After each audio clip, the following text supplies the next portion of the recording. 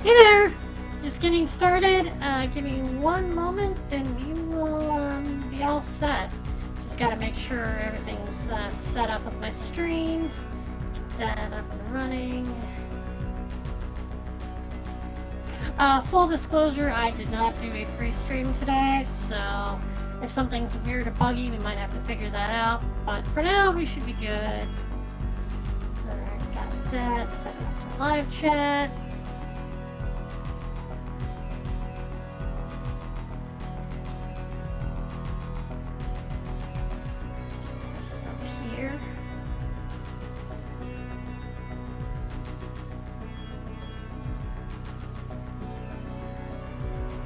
Gods and Evil, huh? Wow. I've already got a new follower and I'm not even playing yet.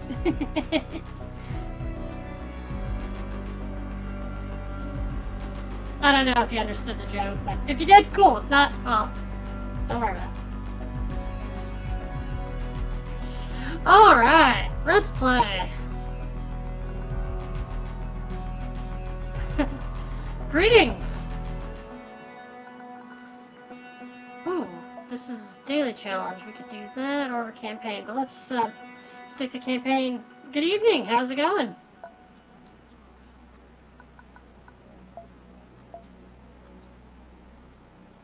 I appreciate that. I was actually working on my model just up until a couple minutes ago, so happy you feel that way. Alright, let's go with the Seer this time. I haven't actually tried the Seer yet. This is a class I unlocked, but haven't had a chance to play with yet. As far as how I'm feeling a bit better than I've been. The dizziness is okay today. Been having some weird headaches lately, but, you know, they're getting better. Let's do the Explorers and the Seer. They have open path. The side of the battlefield always has at least one empty row. Cannot gain believer points, so that'll be interesting. Dismantling experts when dismantling an item gain 25% of its value in batteries, so that's good. I'm sure I'll get through everything, you know. I've been doing a lot of stuff to help address it. I've been given some exercises to do. Oh, thank you. I appreciate the cookie. But yeah, physical therapy, they gave me some exercises to do, and I'm going to be getting an MRI in a week or two. That'll help me figure out what's going on, so hopefully that'll turn out alright. But alright, let's get started.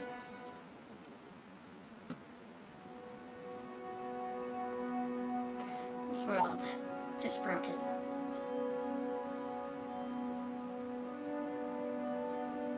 Only the strong and ruthless prevail in this land of ruins. Hope is for the naive and the weak. Until I heard its call from the night sky. The falling star spoke of power and forgotten knowledge. It told me where it would land long before it slashed into Soma. Its voice was weak and fragmented, but it carried the promise of a way out, a path to change, and it gave me a purpose. It took me weeks to cross through Soma's wilderness, and then its impact shook the heavens. Hissing with heat, the sand around it had turned into glass. Then it spoke of the Crypt for the last time. I appreciate that, by the way. And when I referred to getting a follower already, when you said gotten evil earlier, basically that means God in heaven, right? And so this is a nowhere prophet, where you're basically a prophet leading your followers, and you're starting a new religion. So I'm like, oh, a new follower already! So that's what I meant by that joke earlier. But anyway, I had spoken to machines before, but none had been this powerful, this keen. Yet it was dying. Blue light had painted a mandala into the dusty air. With this fractal symbol, it showed me glimpses of ancient knowledge from before the crash. Etched in hard light, it told me how to find and open the crypt, this place of legend. Then the fallen star spoke to me. You help, power, safety, and knowledge in the crypt. You lead them. As the machine died and its light slowly subsided, I could hear words of prayer and mantras all around me. Others must have seen the trail of fire, heard the star's whispers, and followed it here too. Their eager faces told me that they had heard the machine speak to me. The prophet, they chanted. And so my followers had found me, and together we would find the crypt.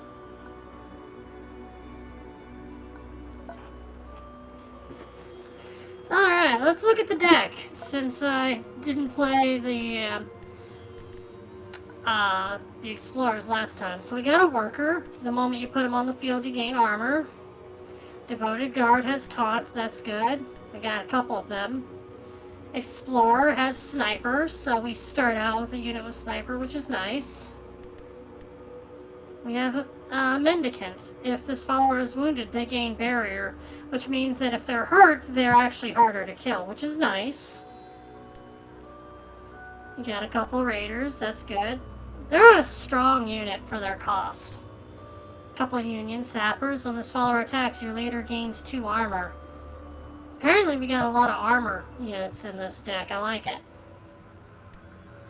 Worker swarm, robust. If this unit would be killed through damage and can be moved back 1 tile, it will be moved and healed back up to 1 life point instead, so it's hard to kill. Blockade, a legendary card right off the bat, okay. It starts with barrier, and if the enemy has 4 or more units, gains +4 health and taunt. So that's nice as a stopgap. Barrier basically makes it so the next time they would receive damage, they only remove the barrier. So it makes them really healthy and really tanky. Got a couple crash jackers. A dozer. Who will do, although I'm not sure whose ass I'm kicking, but there's plenty of ass to be kicked. Machine guard. They also have barrier. Fury and Revenge. Apparently, the moment you add them to the field, you get an autogun leader card to your hand. That's nice. Oh, it happens on Revenge, too. Okay. Interesting. We have a keeper that has taunt and barriers, so that's a good card. And a couple scavenger salons. Not bad. But they're only marginally better than the Crash Jacker.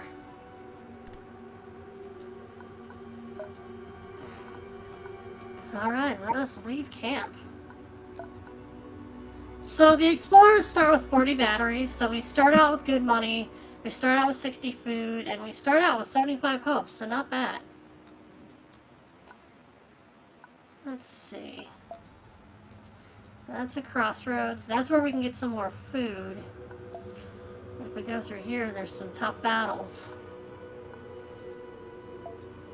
What do you guys think? Should we head north or south? South will have some worse battles, but they'll have better rewards, and we might find food along the path. But if we take the northern road, we're guaranteed to find at least some food, or at least a good chance at it.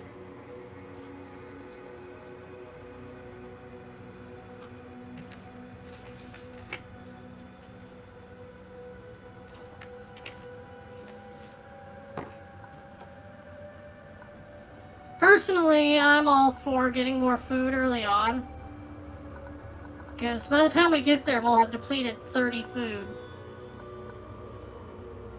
And we'll have depleted 15 hope, so hope isn't that bad, because traveling, you can get that back pretty easily with just luxuries, but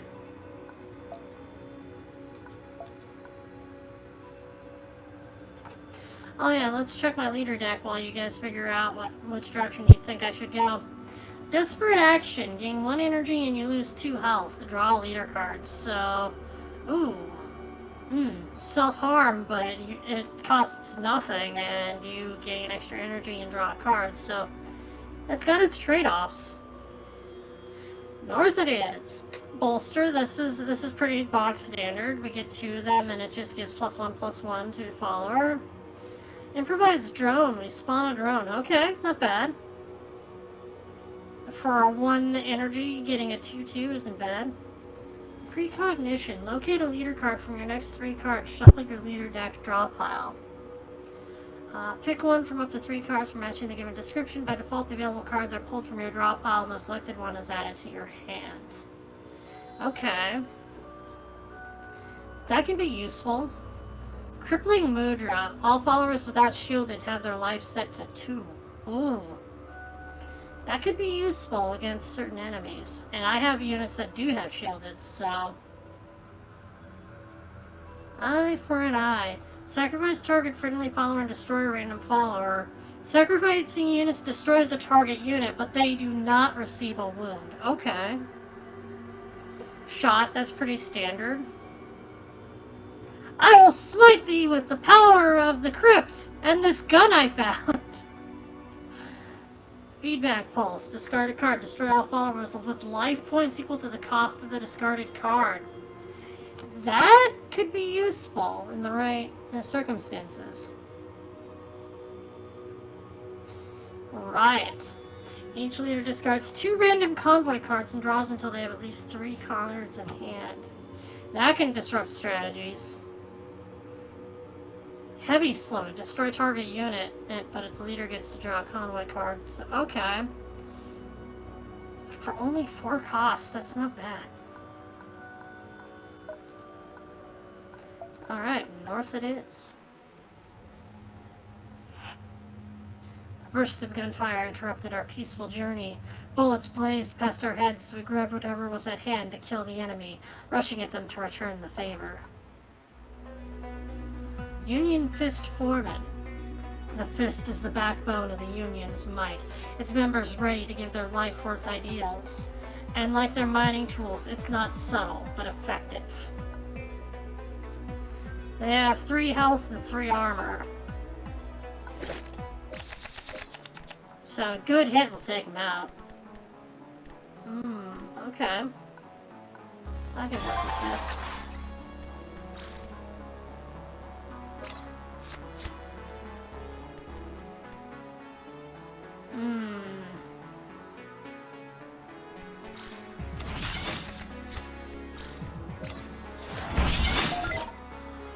Okay. I didn't like taking my own health, but at the same time, that 1 armor is not bad. Oh, come on! Give it a taunt.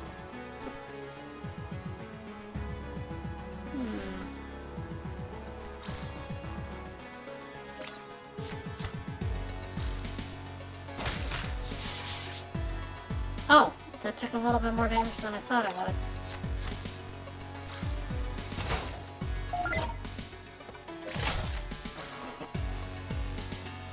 Ooh, 5 is gonna hit hard whoever it hits.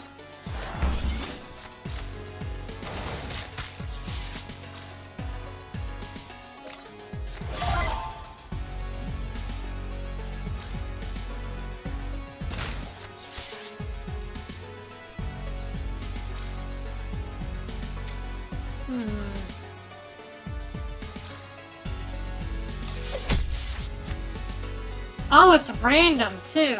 Darn.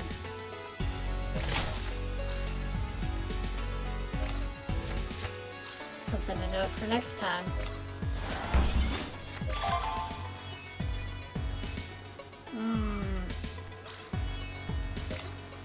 Let's have our sniper out here.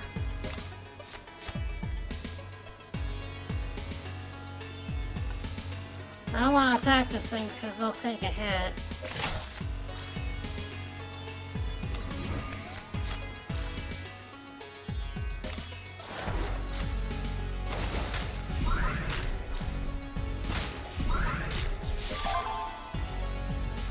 Alright, you move up, and we'll bolster you.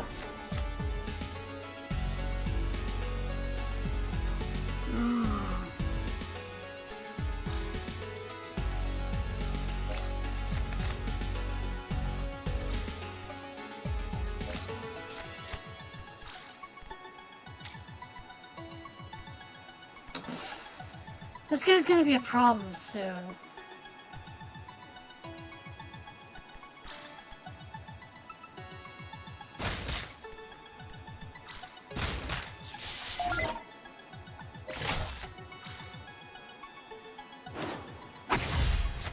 Oh, I have to attack that thing? Alright, you're worthy of a heavy slug. Ow!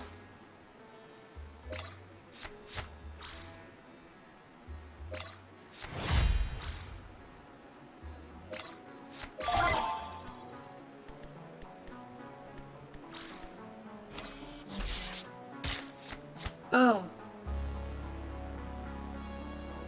Oh, they have no cards, so they will be defeated next turn. Unless I do this.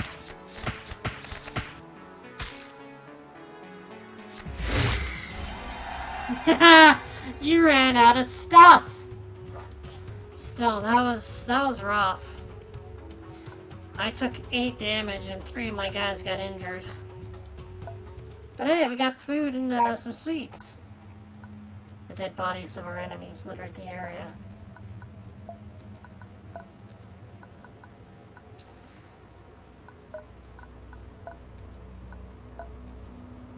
We will share the sweets right away. Plus, that gives us an extra card next battle.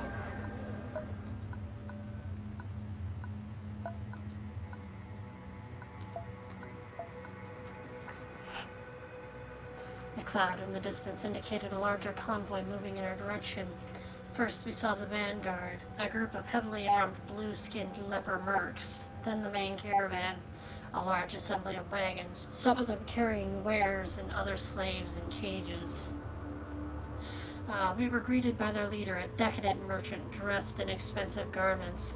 He rode on a sparkling white Jehovah mount to which 3 naked slaves were chained. Do we move on? Do we want to talk to these people?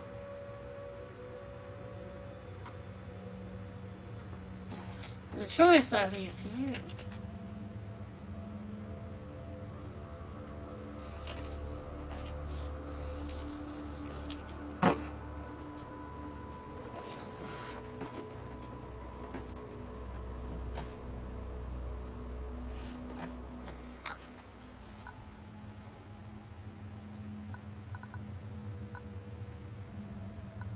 Personally, I don't like this group. They sound weird. And by weird, I mean they keep slaves. I'm not a big fan of that. But who knows, maybe we can bargain for some things.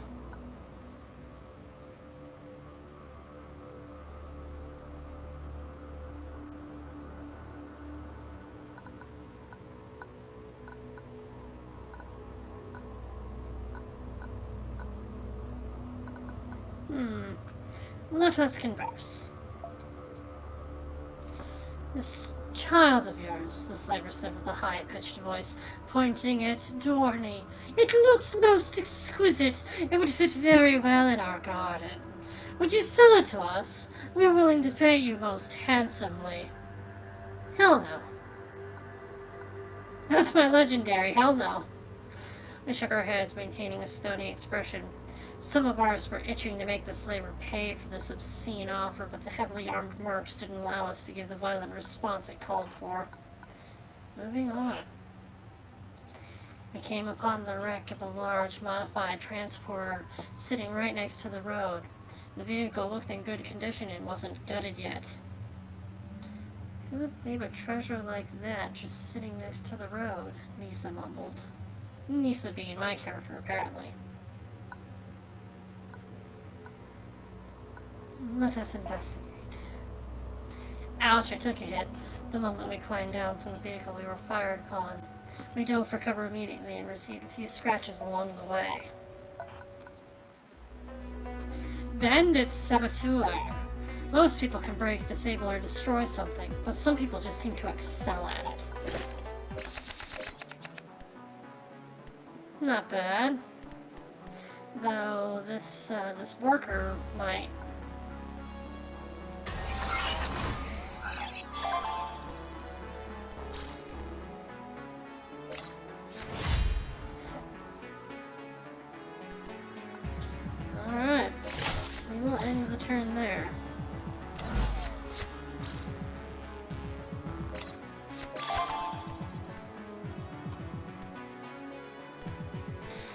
Okay, I got an idea. I'll put out my worker.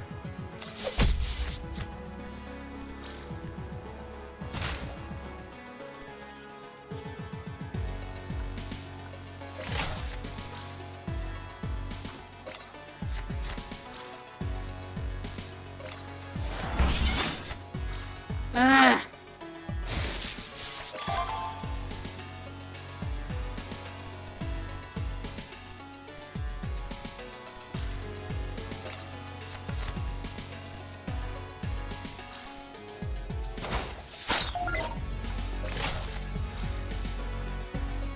Madman's Curse. At the end of your turn, deal 2 damage to both leaders.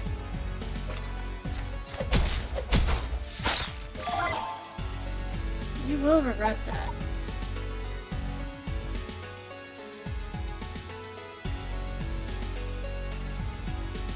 So if I discard a 3...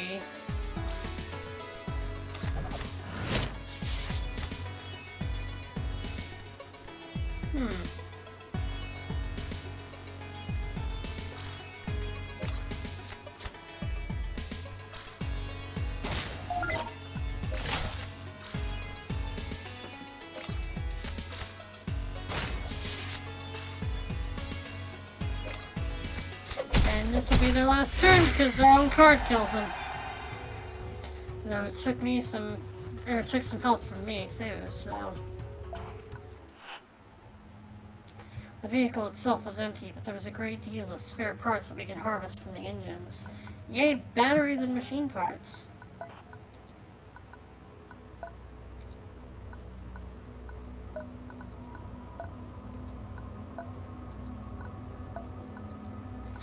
Tea, we will share it with everybody.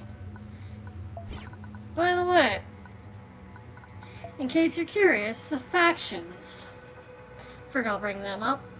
Bandits. Bandits are all those that try to make a living by taking from others. On Soma, this is a lifestyle often born out of necessity or desperation, but some out there just have a taste for it. The worst of them are those that prey upon the bodies of their fellow men, slavers, cannibals, and worse. Followers aligned with bandits are generally slightly more focused on strength over life. They also have a penchant for effects such as stealth or direct damage. Beasts. Soma is a young and untamed world. It harbors many wild and dangerous creatures. The high amount of minerals means that many of the beasts that roam the lands of Soma are especially hardy. The beasts generally have extreme stats, a lot of strength with low life or vice versa. They also have a lot of effects that boost one another. Keywords such as poison and charge are also relatively common. The Blue Devils. They are a veteran mercenary company made of the terminally ill. Infected with a deadly parasite, the lepers have developed a special ritual to delay their painful end. Now, with their skin turned blue, they throw themselves into battle for the highest bidder. The lepers are expert mercenaries that have access to the overwhelming and robust keywords. They're also good at motivating other followers. Rusters. Once gleaming and polished, these machines are now rusted and erratic. Driven mad by the crash, these machines can be anything from flying drones to humanoid robots to intelligent exoskeletons. Now they roam the land mindlessly and without a discernible purpose. The autonomous machines have the barrier and robust keywords. These make them pretty durable. Ferals. The ferals are fallen people, are those that have fled into the wilderness, or maybe they've always been there. They understand the beasts and plants of Soma better than anyone. Living as nomads, they usually stay away from what remains of civilization. The members of the hill tribes often pair well with beasts through effects that strengthen or summon them. They also have followers with the poison or rage keywords. The Five-Finger Union. The Union's headquarters is located in Pit 9. What once used to be a mining colony has long since turned into a city-state convinced of their own superiority. From there, the Union's hand reaches out to the rest of Soma, often with the Fist, their military, at the ready. The Union has a penchant for explosives. These followers often have the blast keyword, and they interact well with armor. Machinists. Scavengers and tech priests, the members of this secretive order, devote their lives to understanding the machines. If you need something repaired, the machine mongers are the people to go to, and they know which gods to pray to. Their access to good training and technology means that the machinists have access to the sniper or barrier keyword. They also interact well with rusters. The Raj Guards. The Royal Guard serves the Raj, who rules from the Ziggurat. It is their task to defend and further the interests of their God-given ruler. Well trained and supplied with an ample stock of slaves, the Raj Guard excel at shock and awe tactics. The Raj Guardians, or Guardists, often allow you to draw more convoy cards, and first strike is not uncommon. Then you have the Scions of the Dreaming God. This closed-off cult has been growing, with more and more people praying to the Dreamer. They are very protective of their territory and their own. No one who has joined them has ever left. The Scions are very diverse, but have many in their ranks that benefit from damage or death on your own side. And then we have the Shira monks. The Shiramists believe in the pantheon of the Trinari, the planter, the tender, and the harvester. Keeping the horrors of the crash foremost in their mind, they strongly advocate against thinking machines and operators, who they blame for the apocalypse. Their hatred for complex technology has taught them how to defend themselves against it. The followers frequently have the keywords shielded or taunt and healing effects.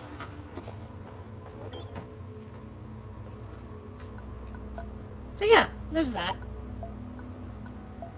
To the food! A little off the road, we spotted a creek with clear water and bordered by lush fields filled with berries. We took as much as we could carry. Fruits and water. That's a lot of food. We're set.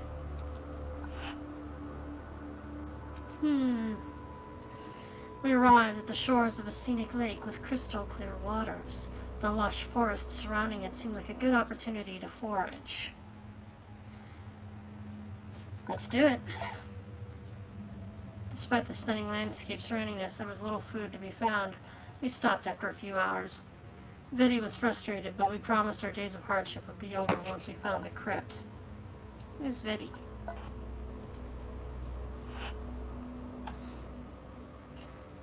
A small contingent of Union soldiers had set up a roadblock with their vehicles and lazily awaited our arrival.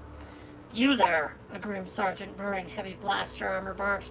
"Time to pay us for using our roads. We cleaned up these lands, so we expect some batteries in return."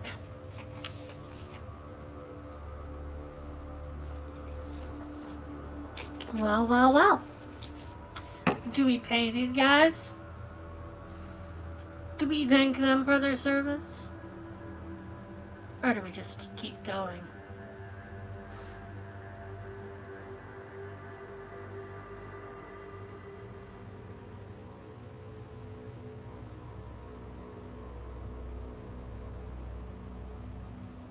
Personally, I think it's just highway robbery. That's just me.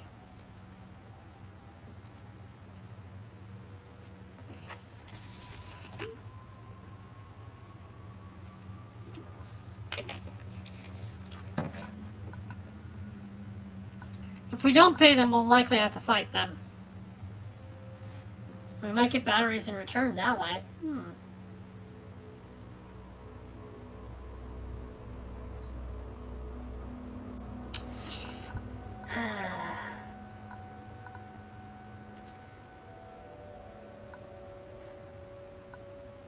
Let's pay then.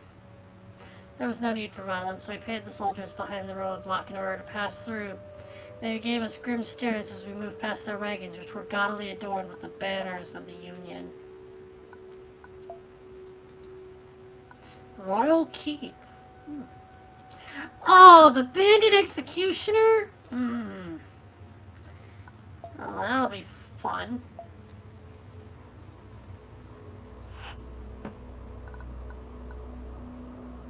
We found ourselves approaching a fortress blocking the path ahead.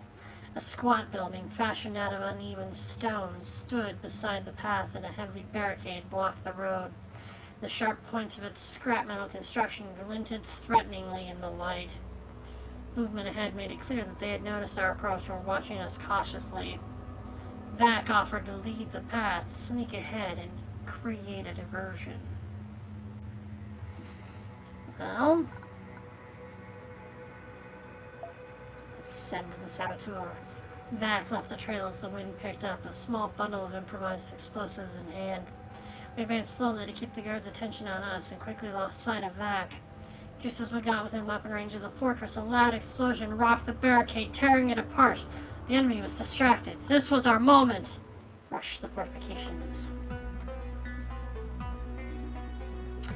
Union engineer. Adept at building defenses and tunnels, these armored sappers are everywhere the Union has a foothold. Wow.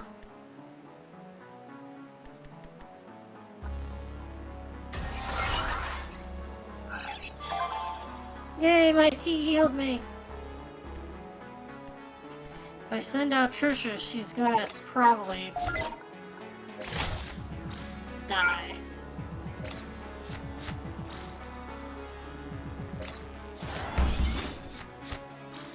Ah, they added armor.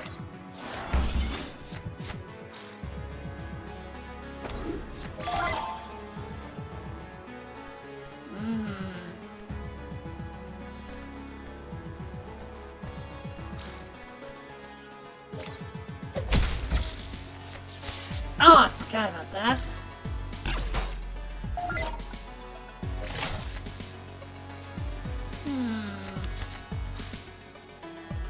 Oh.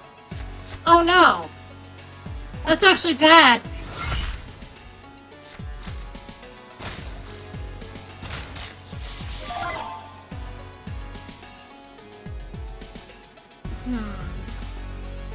I can do 5 damage. Alright, yeah, that'll work. Oh, but it won't. That won't! Ta-da! Ooh, we got fugitives.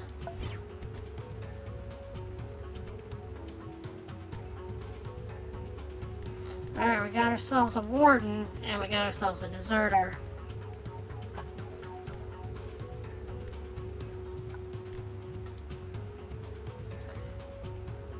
What?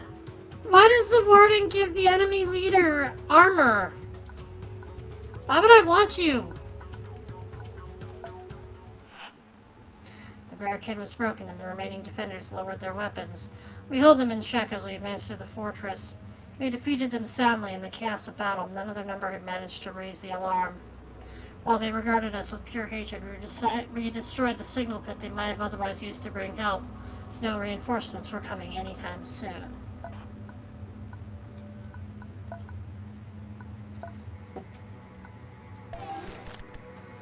Alright, level up. Ooh. Shuffle all your leader cards into your deck, then draw that many leader cards. Interesting. But another improvised drone is always good.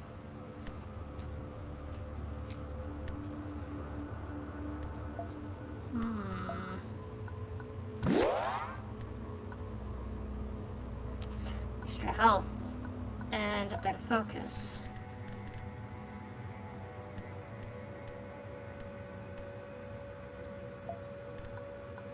I think I'm gonna get rid of desperate action. I don't like sacrificing my own health.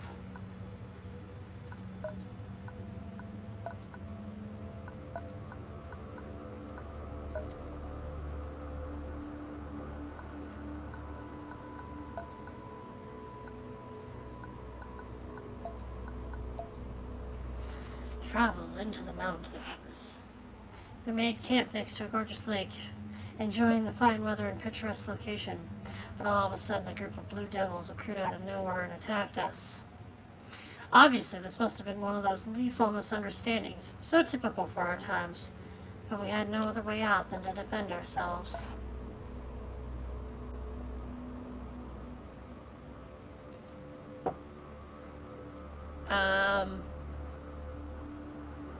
Please don't freeze.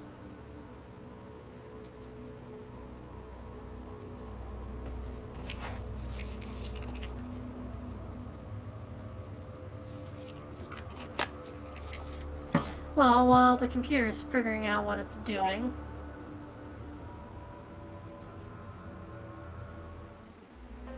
Ah, there we go. Leopard Juggernaut, level 1 enemy. Long exposure to heat has made the Juggernaut unfeeling, unpredictable, and relentless.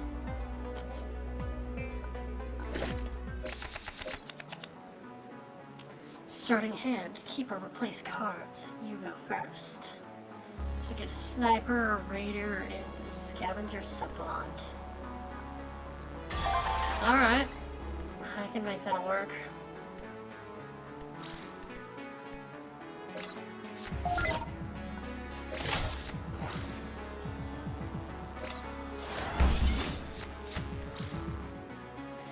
Oof.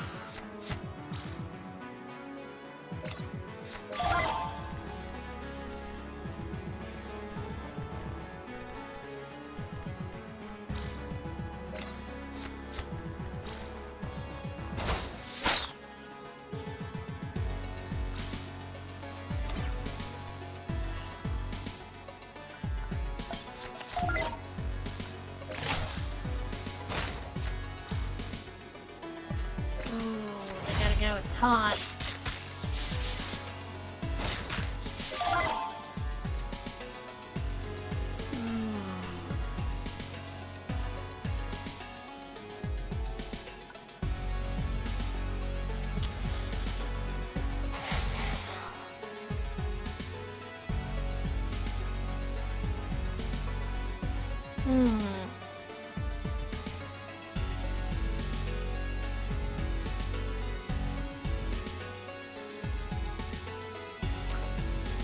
Alright. We will discard that. Get rid of him. Then use shot. Oh, I forgot about that.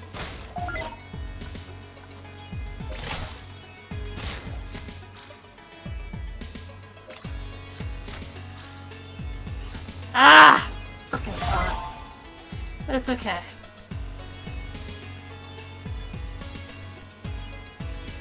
Destroy target unit, they draw a convoy card. No taunt for you.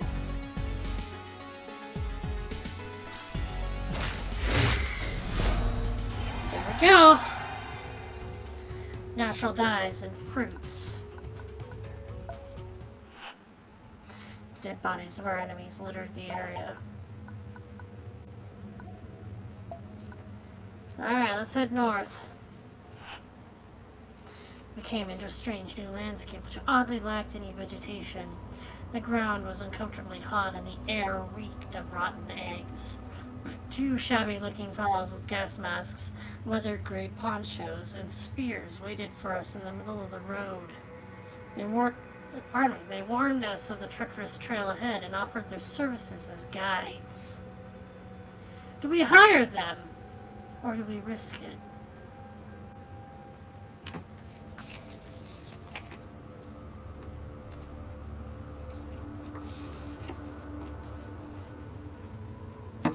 The chances are unlikely we'll make it through without them, but they demand a heavy cost, 7 batteries.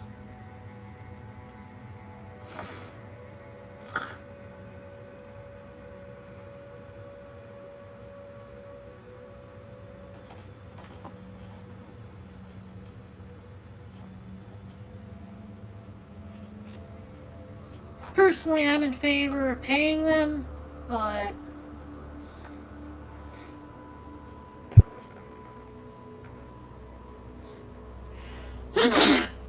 bless me.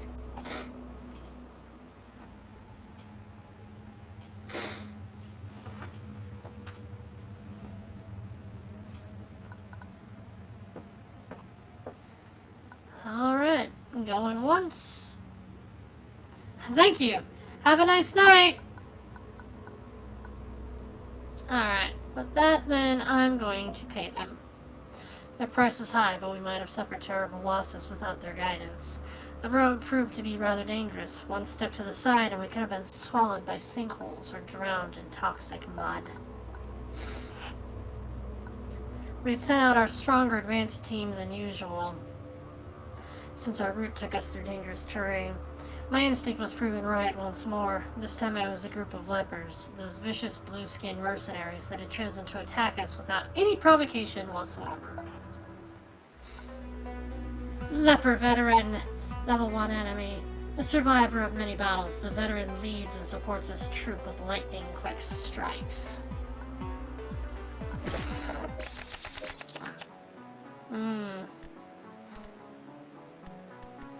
Both my raiders are hurt. But...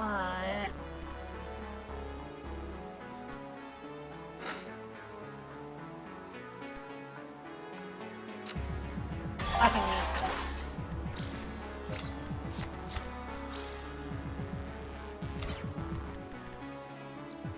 Yeah, we'll do that.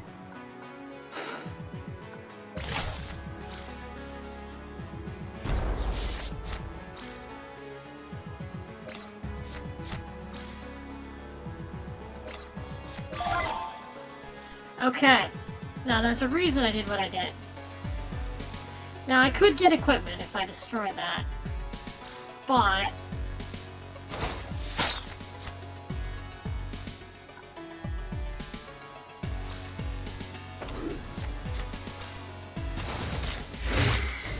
There we go! I healed her injury! Meat and natural dyes. I did sacrifice getting some equipment, and that could have been useful. And I also sacrificed getting some luxuries, which also could be useful. But I have one less injured follower, so I think it worked in the end. The dead bodies where enemies littered the area. I have 1, 2, 3, 4, 5, 6, 7 injured and 3 blessed.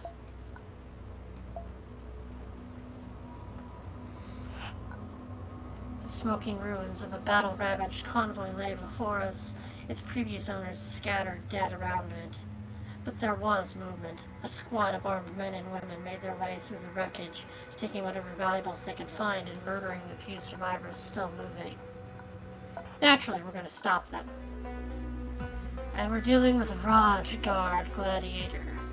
Being born into battle makes the Raj's gladiators a quick and aggressive force.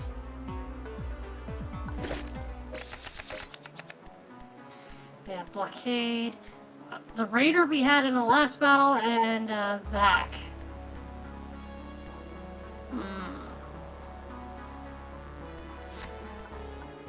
I'm gonna put that one back and draw another one.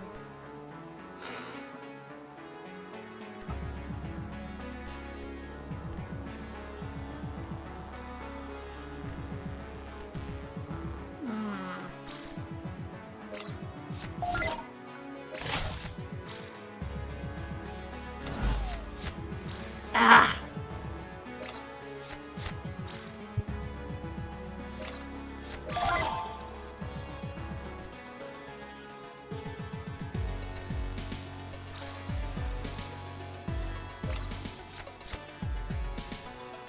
In my body being all shit. Oh! Someone who's also injured themselves. Interesting. I've never actually seen an enemy do that.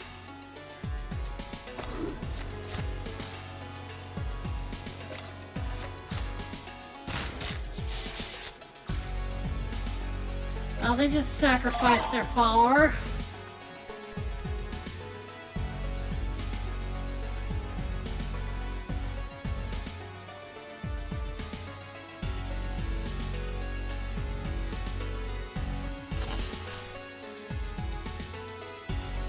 Let's try this. Interesting. Good to know.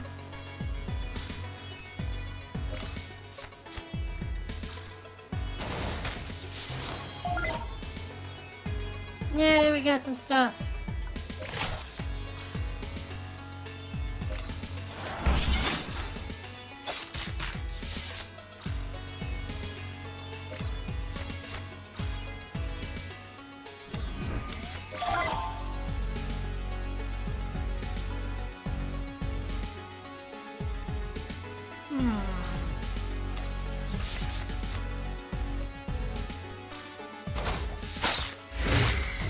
Got it.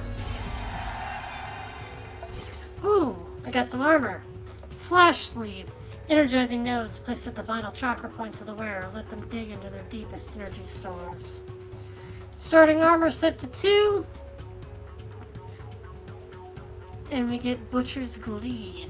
When the last enemy unit is destroyed, regain 1 energy. 2 uses per battle. Or we can dismantle it. I will definitely do so. Have a good night. Target follower gains Burst Strike until end of turn, so we can either get a ability card that I can use through multiple battles, or something I can equip and have all the time. Given that it gives me starting armor, I think I'm gonna go with Flash Sleeve and just keep it. The shattered survivors joined our band. They too had once been on a journey to the Crypt when their caravan was lost to the dangers of the road. With new hope and new comrades, they took what meager belongings their convoy held and followed us. We got a scout. Oof. I leveled up too. That's good. I'm gonna need it. Alright, we got improvised drone, precognition, and patient determination. Target follower gains stoic until the start of your next turn. Which means that they do not take a wound when they are destroyed. And then we got patient determination. Ooh, new equipment slot.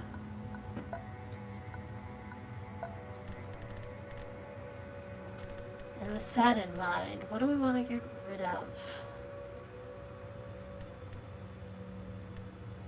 I think an eye for an eye. Now granted, I don't have to get rid of everything, but I want to.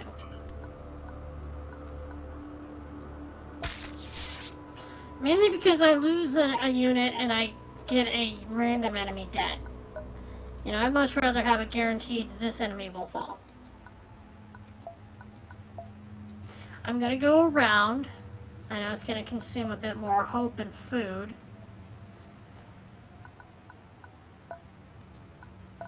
Speaking of, here, have some dyes. The many brightly colored plants and minerals can make great dyes for your clothing or to paint terrible warning signs. Luxury items can be shared with the convoy to restore hope and gain a status effect for the next battle. The status effect for dyes, hazardous position. At the start of combat, add a hazard obstacle card to your leader hand. There we go. Have faith, my followers. Ooh, we can get 5-Finger Union followers, and they have an active market.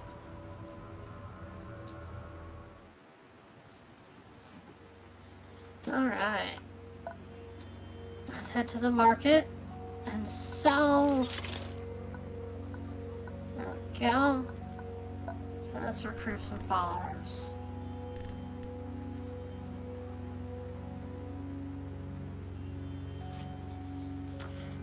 So I want a rare 5-Finger Union character if I encounter the 5-Finger Union in Pit 9. Now granted, I know that the place we're going to does not have Pit 9, but if I get him now, I don't have to worry about getting him later. Now we got a Roaring Januar, which is a rare beast. We have a Shiramist, Pundit. We have a regular 5-Finger Union member. We got a regular Ruster. Alright, so let's get this dude. Ooh.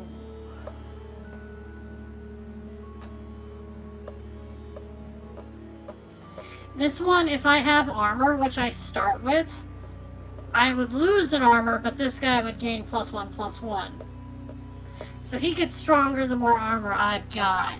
And I have units that give me more armor. I say let's get this dude. Now back to the market. We could get amp drums, but what do they do? A mighty set of drums, jury-rigged with electronics that greatly amplify their signal. Now they sound like thunder strikes. Defensive charge. When a follower joins your side and your leader has 10 or less health, that follower gains charge. That's not bad. But it requires me to be in low health to fully utilize, and I'm trying not to lose health. So, there's that. Let's not do it. Alright, we got 2 battles ahead of us. Let's go to this one. We journeyed through green, grassy meadows that covered the land all the way to the horizon. Out of nowhere, a group of raiders sprang from their cover in the deep grass and started firing at us. Union Fist Foreman.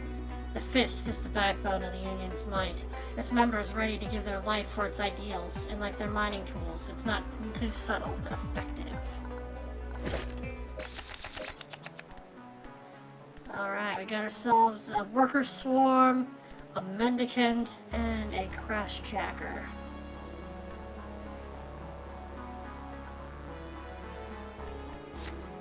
Let's get rid of Ryan and see what else we can get.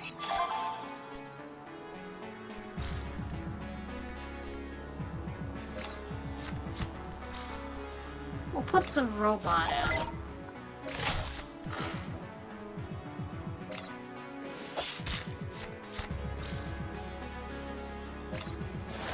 Ah, they gave themselves armor.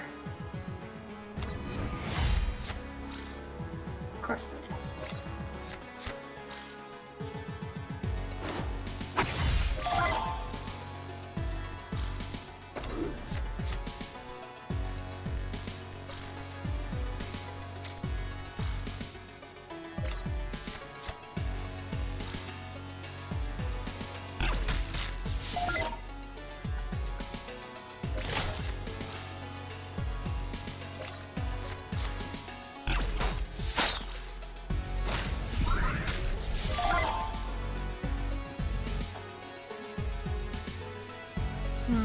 They have 7.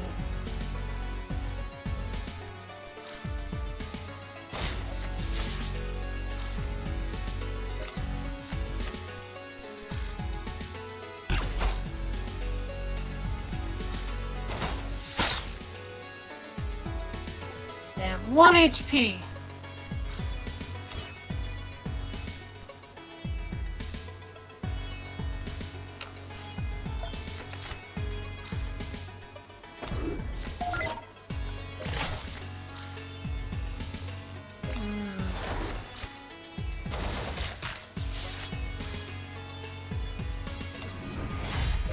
Of course they would.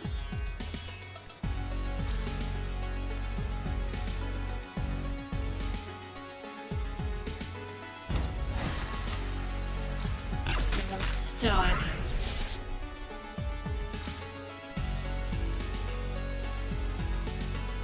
I wanted to heal them. I really did. Well, actually, you know what?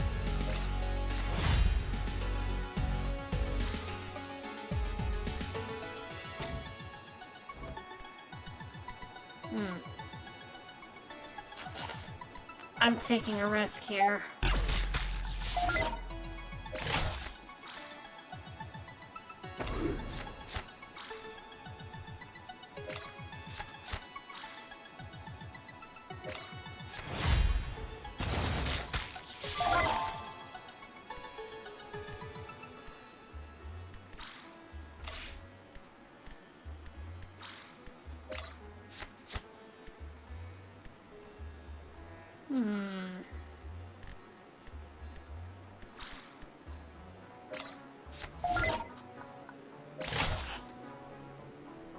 With that last attack, we had broken the will of the enemy.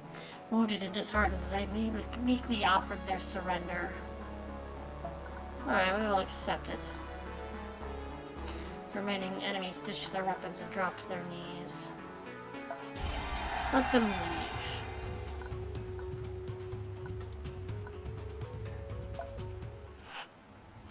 So took 2 injuries, but they faltered. Okay. Now, we're gonna go in here. And I'm gonna remove anybody who's injured.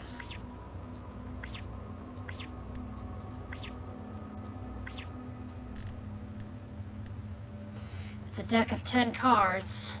It's low. Now it's at 11. I've removed everybody who's injured. Which gives me about half a capacity deck. Now that means that I'm more likely to get all the cards that are currently in here.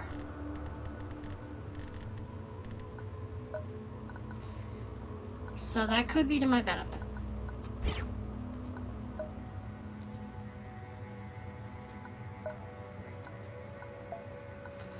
Alright, it's time for a boss fight. The Bandit Executioner.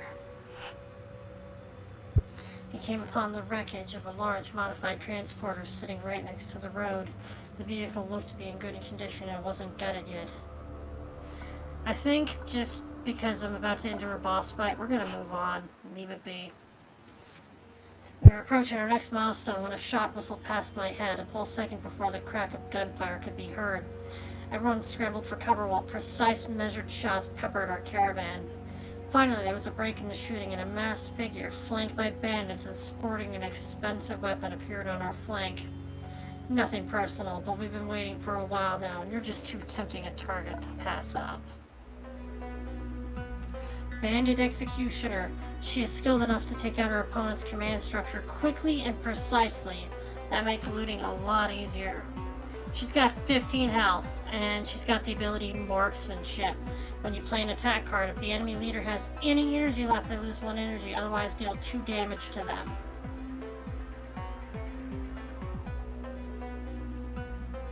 In other words, she's going to play a lot of attack cards, just going to go for me directly, and deal damage to me, or reduce my energy and then deal damage to me.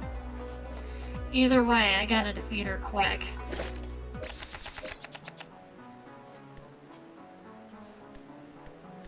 Got myself a sniper, a machine gun, a riot, and a shot.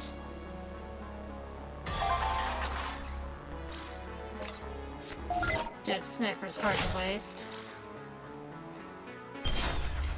Oh! Well, that's no fun. She blacked out my guy. He no longer has sniper. A unit affected by blackout loses all keyword, card text, and applied status effects.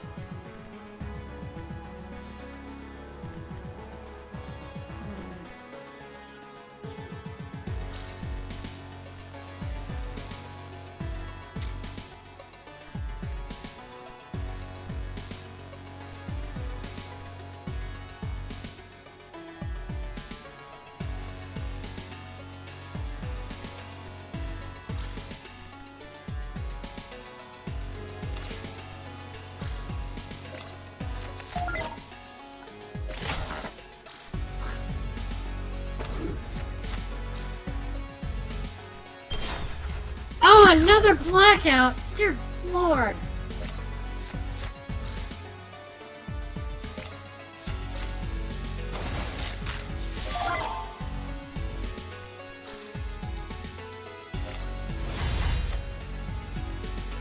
And she just gained her ability, because the enemy has a lot.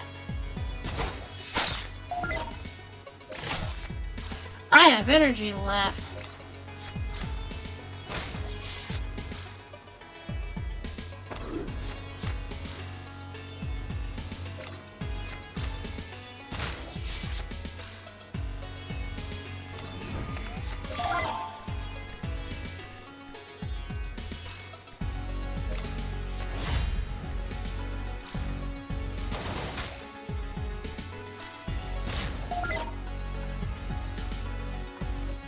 Oh. Oh. That's mean.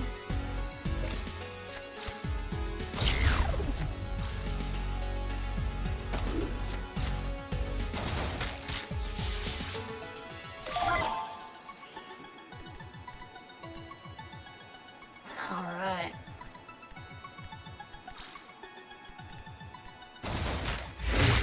Boss defeated!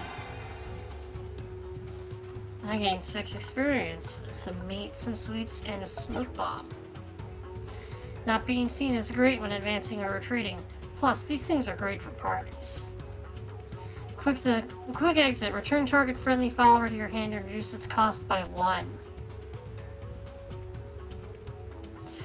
Or, I could dismantle it and get deplete, which allows me to return a target enemy unit to their leader hand. But I think I'm gonna actually get the weapon. Being able to save my own units is a good idea. The ziggurats stretched towards the skies before us. This was the home of the infamous Raj. From this giant concrete block, the God King ruled his lands. The monolithic building was covered in a myriad of window slits, and bright red banners fluttered from the top, untouched by time. Around the ziggurat, a sprawling city had formed, of massive huts and stalls where traders plied their wares. We just gained 25 hope from getting here. Alright, I'm gonna heal myself. There we go. And now I can heal a bunch of my followers. There's a few that are still injured, but for the most part, we're looking good. Edible oils.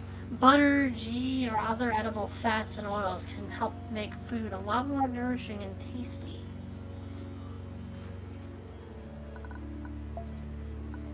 Let's do it. Even more hope. And now that I have a weapon, let's equip it.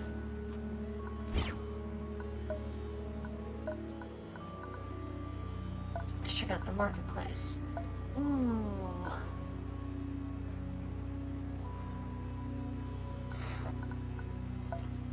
We have a machine pistol, a stim set, tired, lots of blood got you down. These pills, injections, or inhalers will pick you right up. Target friendly follower is refreshed and takes 2 damage. Adds +2 health while equipped. Not bad. Or I can make an ability called Stim Shot that heals 4 damage. Technopathic ammunition. Now granted, some of this stuff I can't get, so I don't even know why I'm checking it out. Machinist revs. Clothes adorned with bits and pieces of machines and patterns of mystical circuits. Pain is wisdom. When your leader takes damage, draw a leader card and reduce its cost by 1. If you took 4 or more damage, reduce the cost of that card by 2 instead.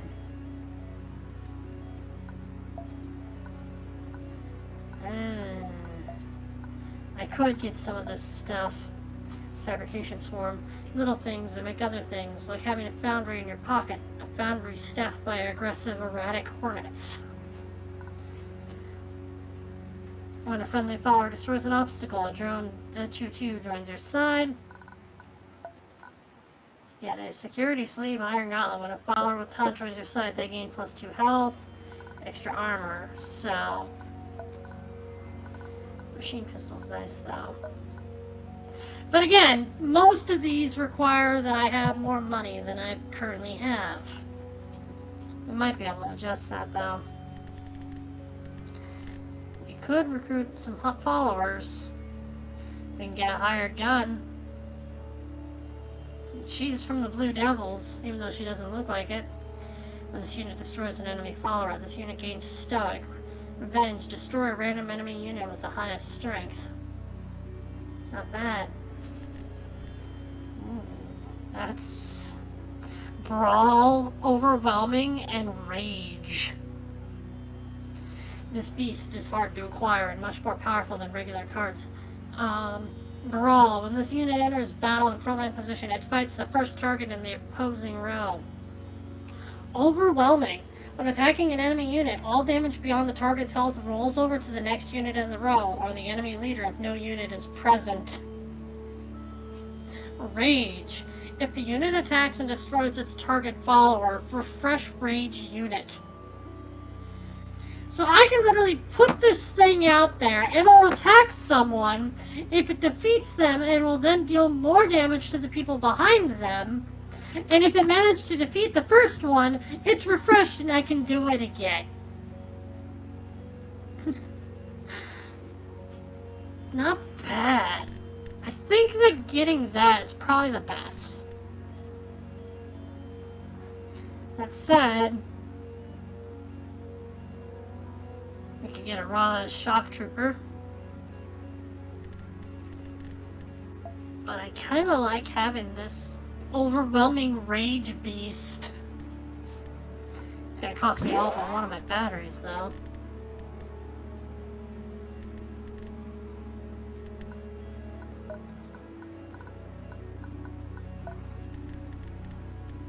Come, overwhelming rage beast.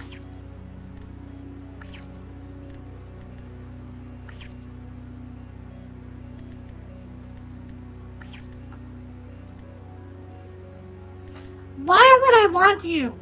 I don't get why you're a unit.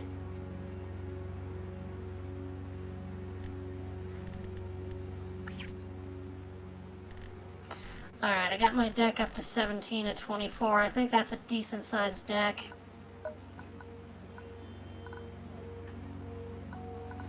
Alright, let's explore the city. Our convoy set up camp just at the edge of the settlement in front of the ziggurat. It was a diverse mix of tents, stalls, wooden barracks, and even some houses built from hardened clay and scavenged materials. There was ample space around the entrances to the ziggurat, where guards kept a watchful eye and slaves were sold to the highest bidder. Let us visit the gate. The main gate was a large metal structure, part of the entrance to the cell blocks. This is also where slaves were bought and sold on wooden platforms. Tax collectors made their rounds to make sure the Raj received their share of the profits. We could look for work, get some money. We could sell people, but that would cost me 20, and I only have 23. No, we're not doing that. We're not selling slaves, especially when I would be left with 3 followers. Or we could look for work. I think we're gonna look for work. Walk to the tax collector's office and politely ask the scribe if they had any work for us. Yes, indeed, said the scribe with a satisfied smile. We always have too much work here, and the Raja's forces are not always on hand. You could either assist one of our tax collectors or help us retrieve some slaves who have escaped this morning. I don't like either of these.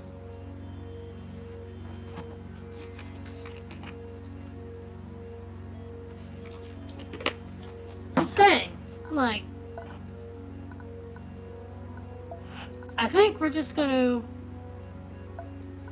watch the people. The slave galleries were a grim display of human suffering. We saw 2 parents crying because they'd just been forced to give away their small child in order to pay their tax debt. I can't buy them to give them back.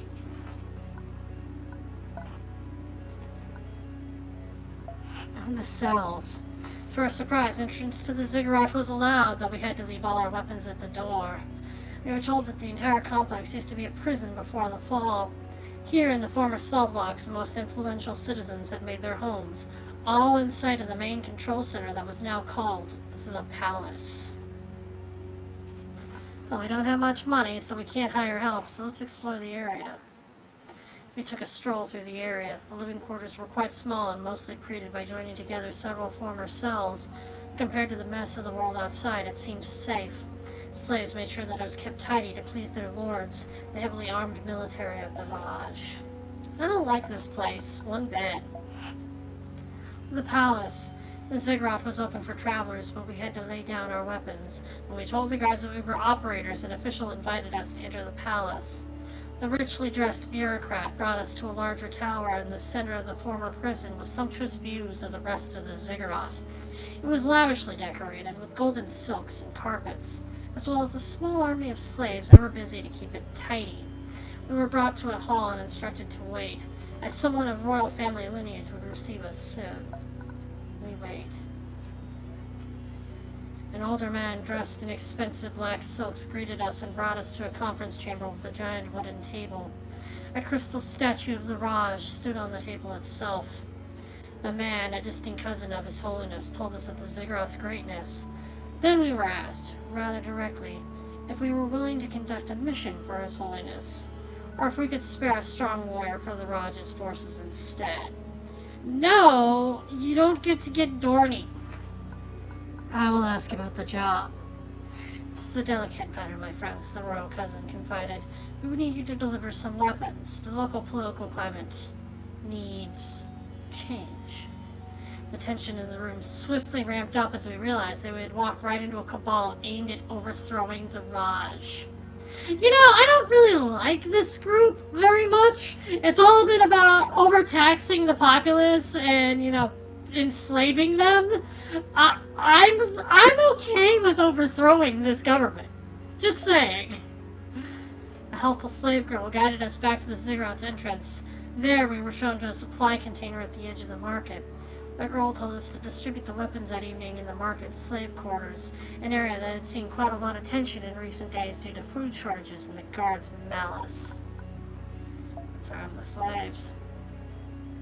After sunset, we met yet another contact near the slave quarters, an elderly veteran servant. He showed us the way to a small gate in the fence nearby. We were instructed to carry the weapons to a barracks. If a guard were to discover us, we should show no mercy. Let's let our bandit sneak ahead. We arrived at one of the larger barracks at the center, exploring an alternate delivery route at the back of the building. I found some loosely attached planks that could be shifted to one side, and eager slave hands peeked out of the opening to accept the delivery. We got 5 altruism. Best of luck, people! We're out. This is your fight. But we helped. Oh, okay. So if we go north, we can go to Pit 9, which is defended by a machinist sentinel. And it has a special domed city. If we go to the south, we have to fight a feral javelin. It's a lot larger, too. And we would end up at Neru Khan.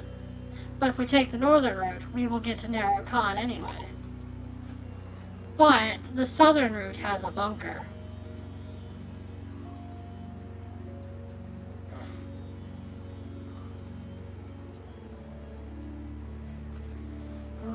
But the enemies...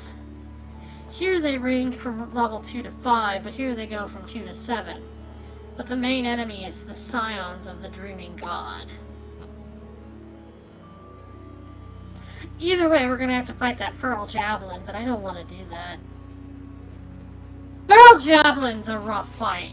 I fought them previously in a different playthrough. I do not know what the machinist sentinel can do.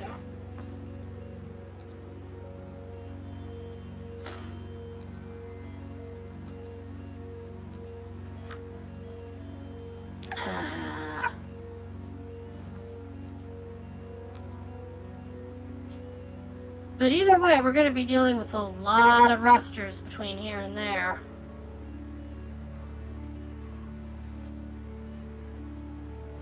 What do you think, dear audience? Personally, I want to go north so we can hit Pit 9. The reason I want to hit Pit 9 and the reason I got that bandit earlier, not bandit, that Five-Finger Union member.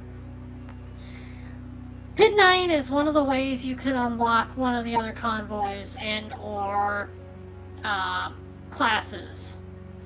But you need to be able to get involved with a certain event that requires you have specific units. Which I think I have that now.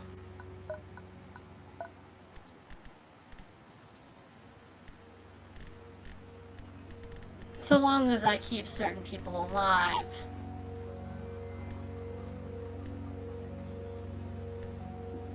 Let's see. Yeah, because we got the rare signal bearer. He's the Union dude.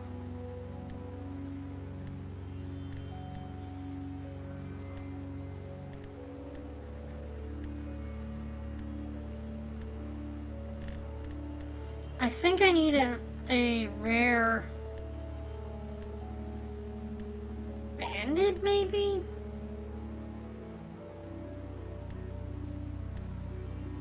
We at least have a legendary machinist.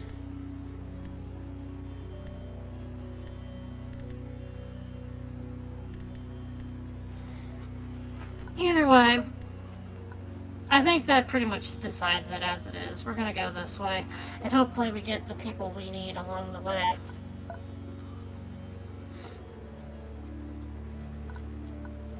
Alright, we got ourselves a farm, a village, a township where we can get rusters, mountains, and a market there.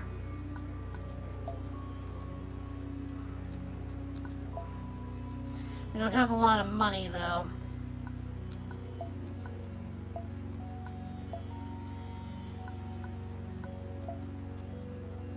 There's the Dome City in the middle of the mountains. And that's the beginning of Pit 9. So, I think we're going to head north. That gives us most of the stuff. We moved to the sea of tall reeds and we heard plasma rifles fired ahead of us. We came upon the end of a battle between large beasts and a ruster swarm. The machine's energy weapons had just obliterated the last of the armored giants. Then they turned towards us. Poor animals. Ruster cluster! Even after the crash, the spirit is created, forming ad hoc swarms and making the diverse machines accomplish its inscrutable goals.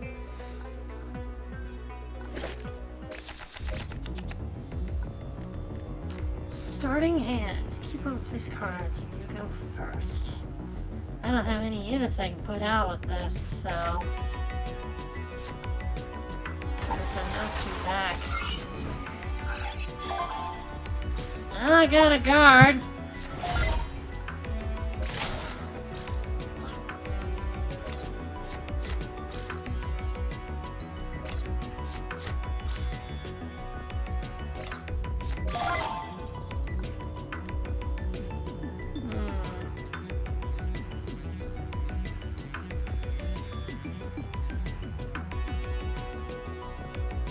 AMG 19, huh? And this one is named B15HOP, Bishop.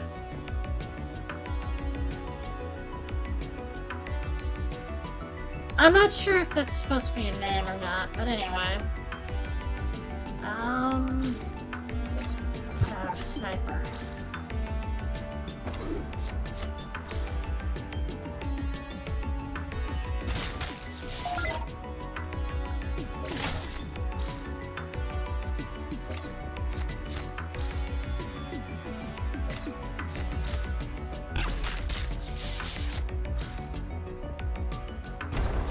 Oh no!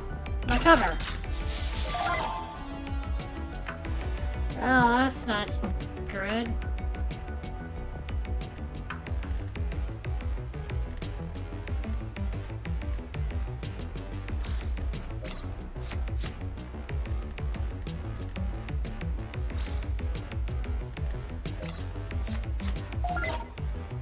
I will search for that. I hope you do.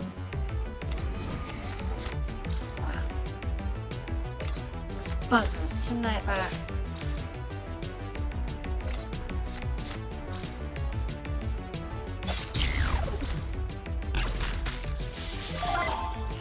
They scratched my shield!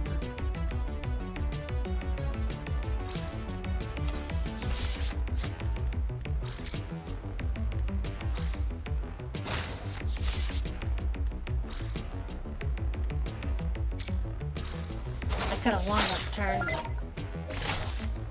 but I did not.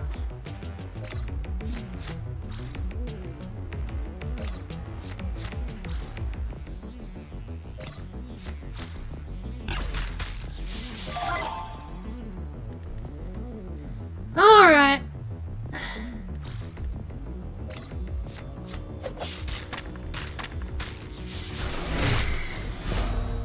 Ding!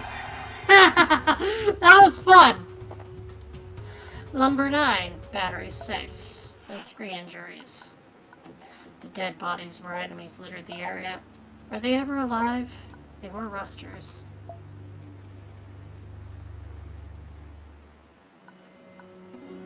We have found the pocket at the place known as the Bog.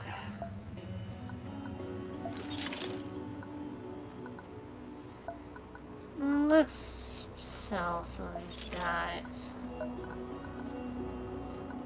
The rest of the dyes, of course, we will use. But I need money to level up.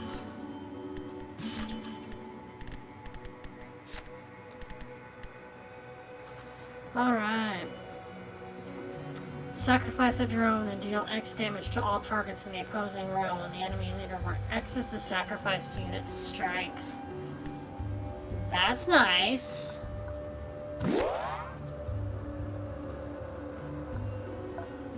Granted, I have to sacrifice a drone.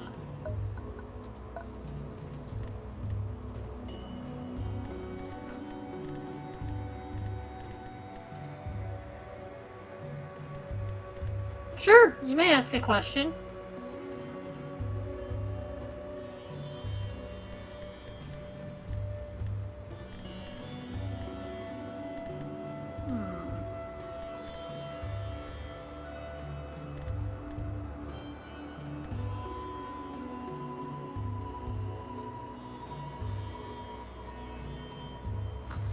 A knight that's afraid to fight?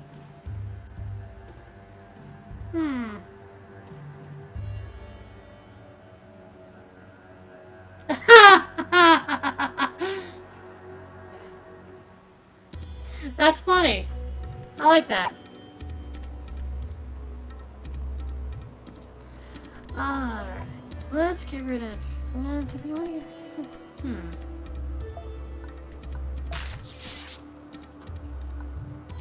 I did like it. That was funny.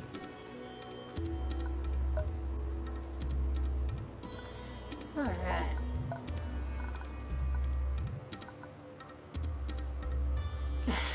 And it brought a smile to my face. I don't know if the visual tracking helped with that or not, but yeah, I was smiling.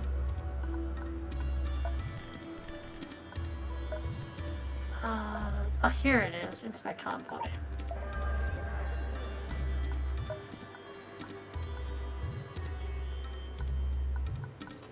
Okay, now we got 18, but we still don't have enough to buy anything.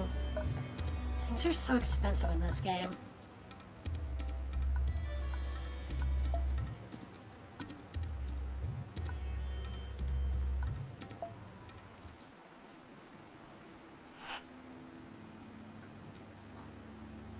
Our outriders informed us about a glittering metal structure ahead. There was a tangible sense of fear as we approached what looks like a giant artificial hive. The scout had seen roosters nearby, so this is obviously their lair. Alright. What do you think we should do? Shall we sneak in? Shall we storm in? Or should we sneak past?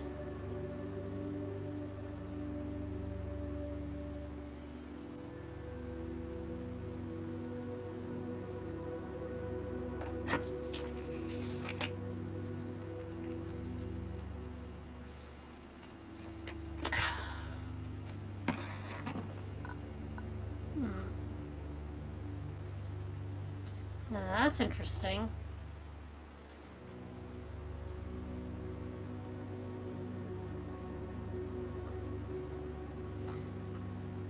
I just noticed there's a bit of a disconnect between what's showing on YouTube and where I'm actually at. It's pretty pronounced.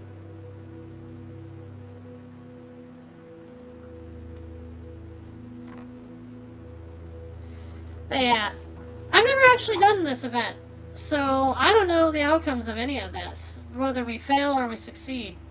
So I'm just happy with whatever we choose.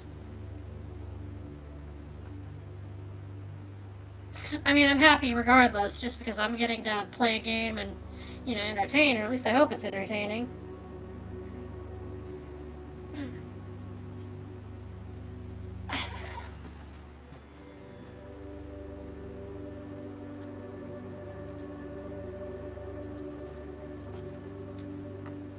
There we go. Recalibrated while I was at it. I kind of want to sneak in and see what's in this lair. What is this hive? I think I'm gonna go with it. Let's do this. We hid the wagons a safe distance away and waited for the cover of darkness to approach. When we entered the structure, it was buzzing with machines. They hadn't detected us yet. We could sneak away or we could attack. But I say we came all this way, let's do it. Roster cluster, level 1 enemy. Even after the crash, the spirit is great at forming ad hoc swarms and making the diverse machines accomplish its inscrutable goals.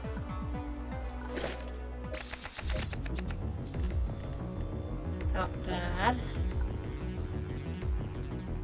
But that guard has an injury.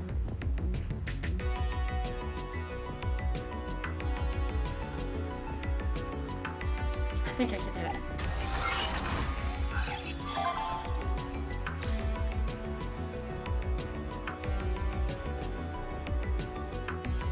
Whoa.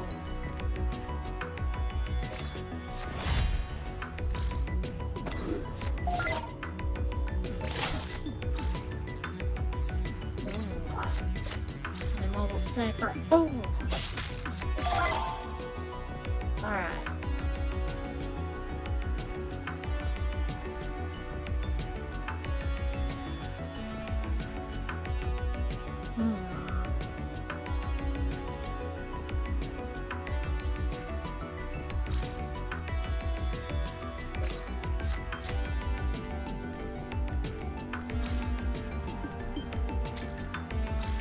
No, it's too risky.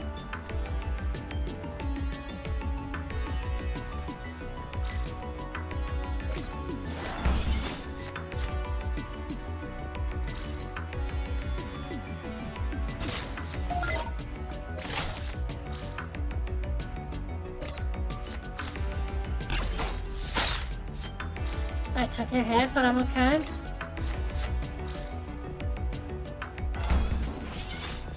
I am glad that I did what I did.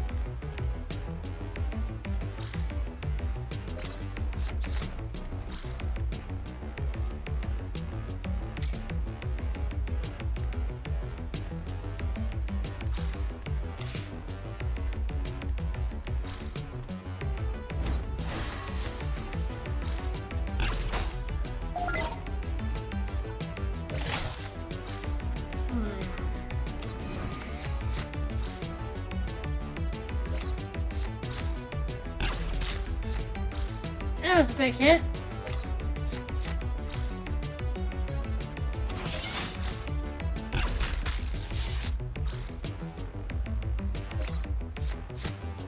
Stoic on that didn't do a thing.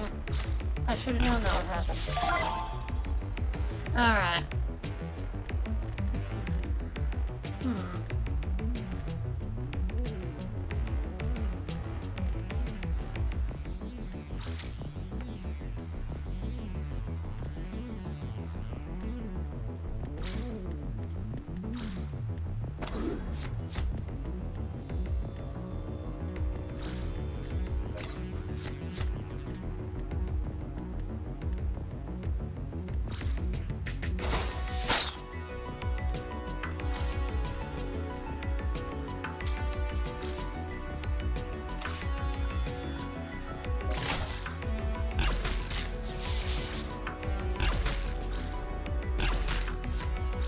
Taking a lot of damage.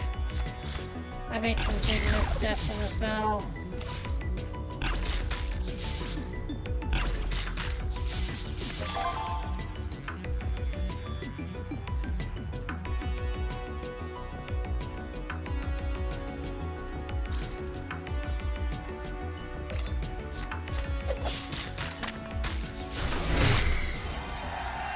That thing's just really good at being like, hi, I'm here, boom. The 12 health. Ooh, hey. After destroying the last of the machines, we thoroughly emptied the space of everything worth taking, finding large amounts of useful parts and batteries. Heck yeah, we got 15 batteries, we got valuable metals and hides and furs. Hides, scales, and furs of the animals of Soma, properly treated, they will find use as blankets, tents, or clothing. Wow, that was useful. It took a lot of health out of me, but it was useful. We came to a quiet and unimpressive village consisting of nothing more than a handful of shacks, gardens, and fields. Half-dead crops and underfed animals could be seen behind reed fences. The few inhabitants that could be seen kept their hands on their weapons and gave us wary looks. We had plenty of food. Let us share. We approached them with open arms, presenting the small offering. We requested their hospitality. We were weary from our travelers and had beautiful and useful things for trade. After more friendly gestures and words, they allowed us to enter the village. Ooh. Oh! Oh, heck yeah. Target marker. A suite of tactical tools to analyze and prioritize targets, and a stylish paperweight outside a battle.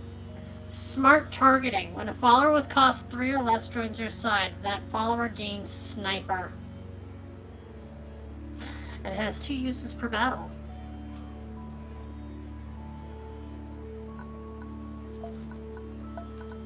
That's a good thing to have, but we're going to sell all our stuff. Okay, yeah, we can get that. What's these machinist things? We already have smoke bombs, stalker traps. Let's look at this. A few bits of sharp metal hidden in the right place can still do the trick. Spawns a spike trap. Shield that's strained when a follower joins the enemy, they take 2 damage.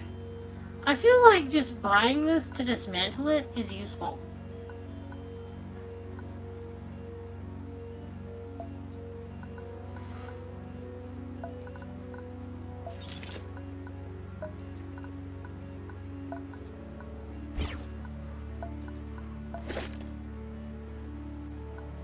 Alright, we got ourselves a marker.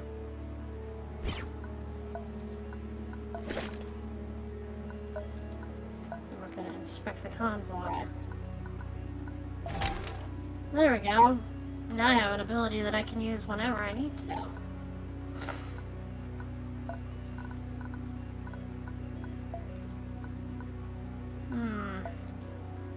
I feel like the extra money could be useful.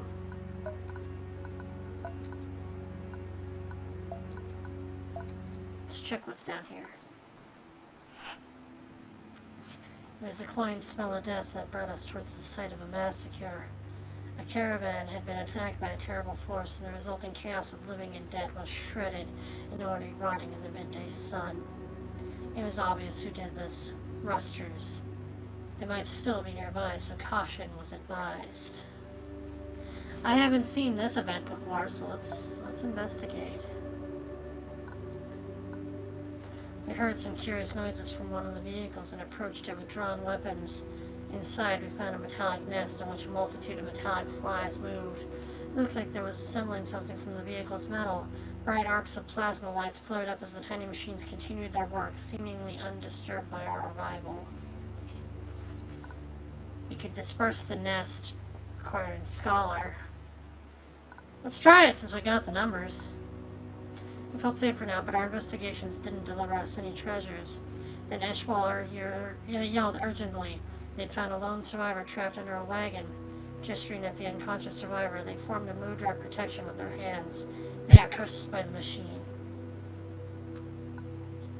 Let's take the survivor in. Whenever we tried, the survivor wouldn't regain consciousness. We had to carry them to the convoy, much to the protest of some of our followers, who insisted that they were cursed by the machines and would bring doom to all of us. We have the Scar Chief, which is a legendary feral rage. When a friendly unit with Brawl destroys an enemy target, gain +2/+2. Hey, I have a beast that does that.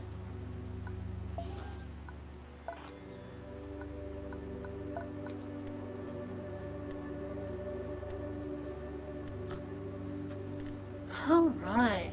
Unfortunately, we're going to have to let them heal up before we can really use them much.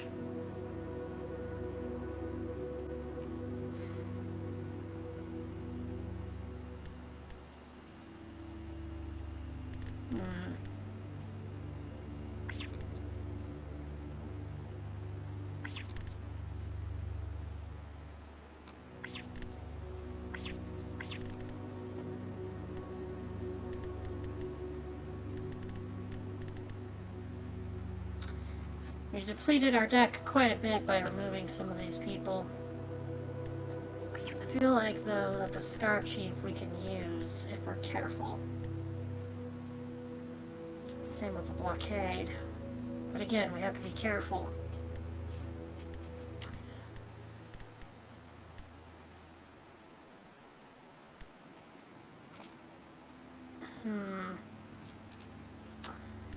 Let's put in the Mendicant.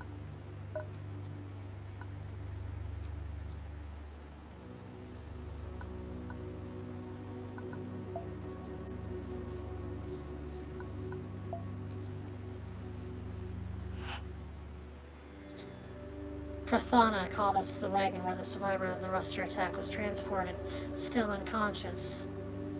They had developed a fever and were immobile, covered in a cold sweat.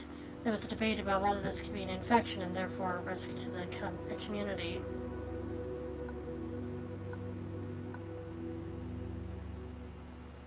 I don't have a rare Sheramist follower, unfortunately. The road ahead was blocked by a motley crew of armed men and women. Even their children were carrying spears, bows, or handguns. There were no flags of any faction or religious group. It was simply a group of heavily armed ferals. A woman with a rifle and black-white minerals rubbed into the creases of her aged face stepped forward to address us. Our lands won't suffer the foolishness and evil doings of strangers anymore. Turn around or die. We have not enough altruists. We will turn around. We didn't want to cause bloodshed, so we turned around. The scouts followed us a while, keeping a safe distance. However, the detour led us over dangerous rocky terrain, costing us valuable time and food. We're in bad shape as far as food, so hopefully we find some at this bandit encampment.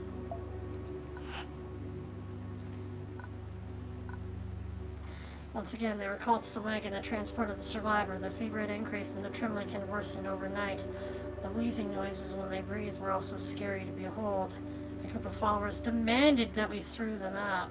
Otherwise, they said they would abandon the community themselves. I don't have any believer.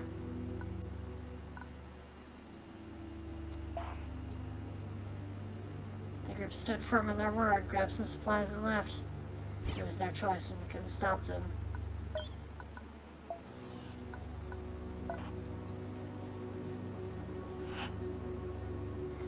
Our journey was abruptly halted by the yelled warnings of our outriders. We reached for our weapons. Suddenly the enemies were upon us. Bandit marauder. Many of the bodies making up raider parties aren't malicious or criminal, just desperate.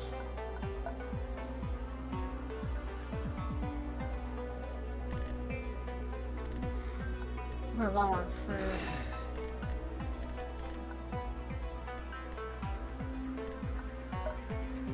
Hopefully these guys have some.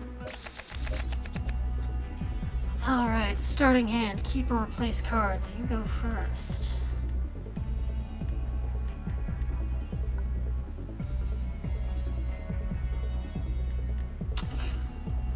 The Mendicant could be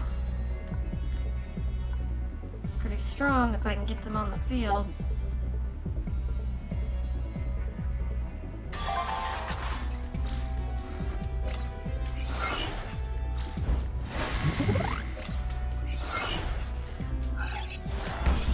Oh, they both have sniper!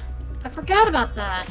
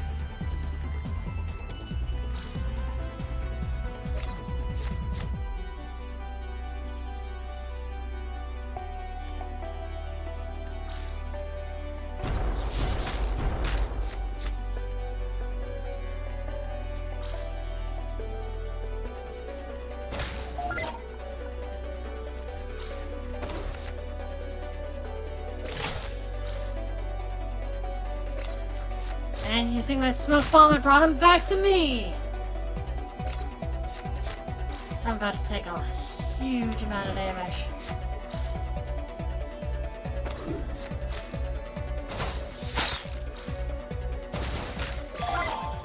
Ow. We got 3, 3. We got 2s.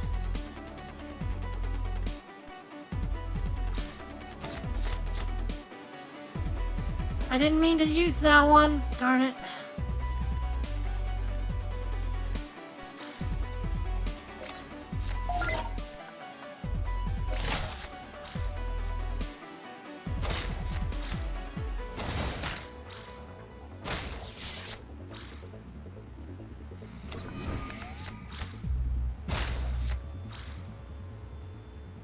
By all means, shoot the rock.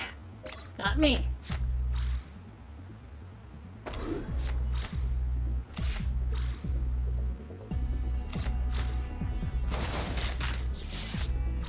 What did I just say about shooting the rock?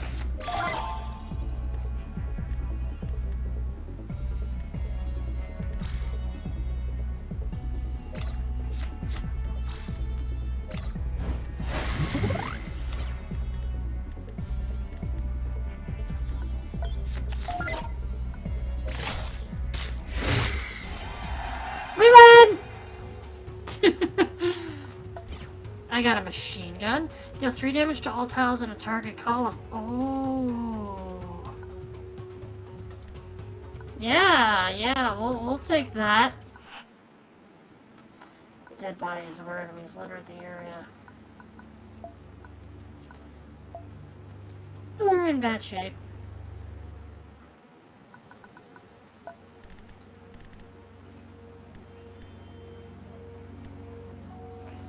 Plenty of rusters here.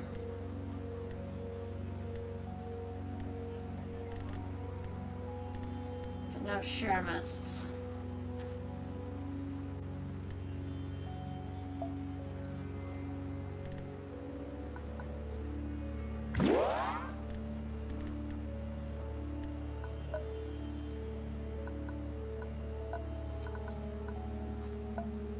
Food, but we don't have. I have plenty of hope. Food! Yay, we got food. Alright, let's inspect convoy.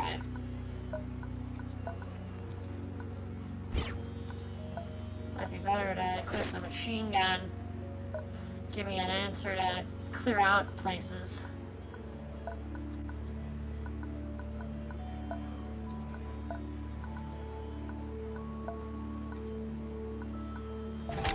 I'll dismantle the smoke grenade.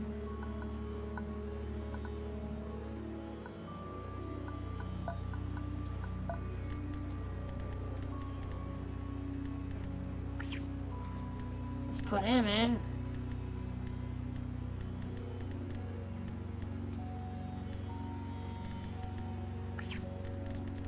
The Raider might be useful because they're currently at cost of 2. Same with the Sapper, because that now makes them eligible for my sniper thing. Oh, our path led to the field of a large metal debris to the foot of a small hill.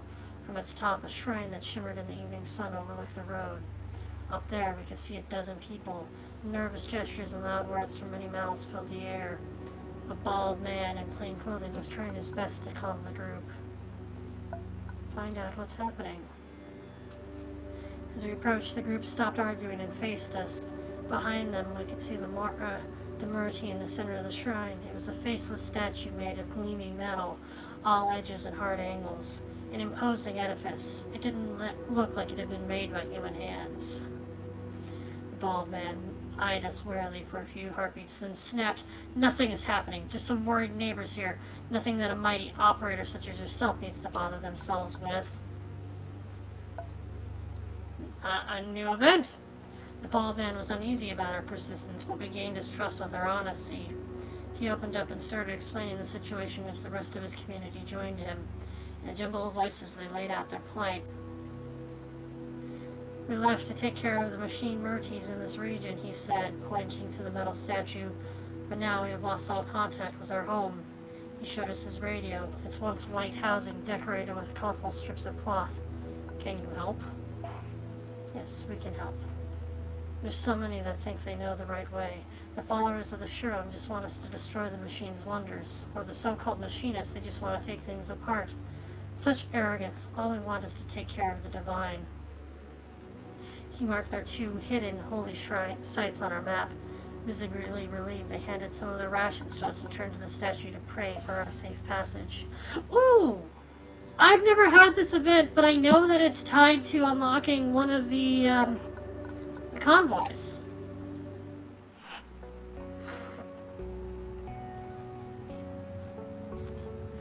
Our scouts reported that we were near a much larger structure than marked on our map. We drove our vehicles right up to it and gazed at a group of large, interconnected geodesic domes. There was a breathtaking amount of plant life growing both around and inside the buildings. A seemingly sturdy tower stood in the middle of the complex.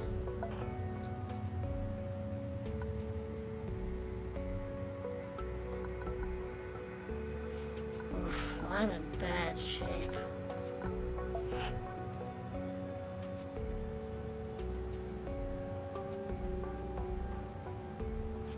Pushed through the undergrowth towards the central tower. Behind a door, quickly opened with some force, was a large chamber. Plants had claimed this place too, but in the far wall we could see an open elevator shaft leading up. Ogoru pointed to a corner of the room. Look, a shrine for the tender. Incense and food offerings were laid at the feet of the mural of the goddess. Leave a large offering of food. We took some handfuls of the pressure food and water from our stores and placed them at the goddess's feet. Ogoru led us in a short prayer. Oh, he got blessed! He went from injured to blessed! Heck yeah! Investigate the elevator. The floors were labeled specimen analysis, laboratory, and other complicated names. The elevator shaft itself was a black chasm leading straight up. At the very top, there was a hint of light that quickly vanished as we looked up. There were handholds here, worn and used, but no trace of people. The entire place looked rickety and dangerous. Ammo bullets, chance unlikely. Deepa went first, moving up the ladder. And what at first seemed to be rust and damage turned out to be just paint and scratches. Then a click, a glimpse of rock moving fast towards us. A trap! The scream, Deepa fell down the elevator shaft, landing hard among the onlookers of our convoy. Deepa and Zhao got injured. We reached a handhold halfway up the shaft where we could see light near the top. An elevator door was wedged open but stood covered with planks of wood to largely block light from reaching the chasm. We shoved the planks aside and entered another large chamber. Warm light flooded the room through tinted windows, and all kinds of furniture were rearranged to separate the room into smaller spaces. Bits and pieces of plants were strewn everywhere. Everything seemed cramped and haphazard, but there was a hint of movement. We mean you no harm. My call was quickly swallowed by the room. We weren't sure if someone heard us, or were about to move on deeper into the complex when a shaky voice answered. We don't bad. You outsider. You bad leave.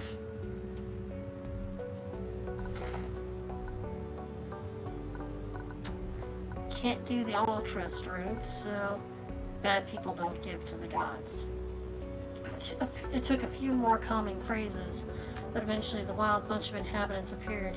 They'd been living here in isolation for a long time. Though they barely spoke, we learned that run-ins with bandits or raiders had scared them. Without the skills or weapons to defend themselves, they had resorted to traps to keep the evil outsiders away, and they had discouraged anyone from trying to. It was no wonder. The bounty of food up here was a major prize for anyone. Nonetheless, they were willing to talk to us.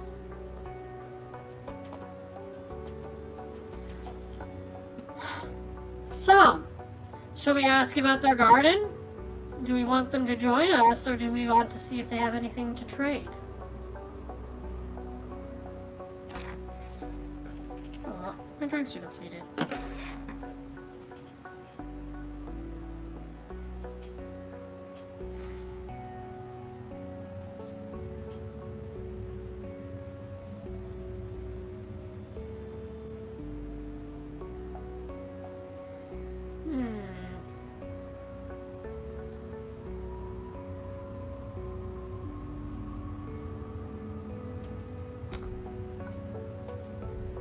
We could use the food, but we could also use the followers. We don't have a lot of money to trade, though.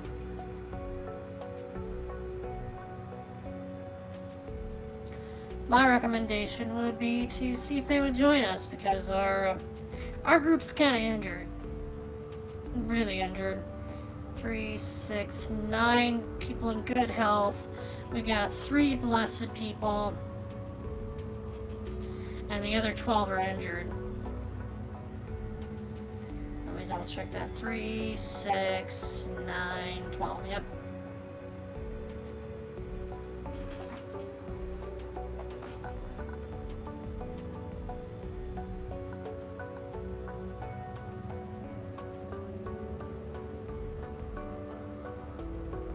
The geodesic dome is how you unlock certain groups, actually.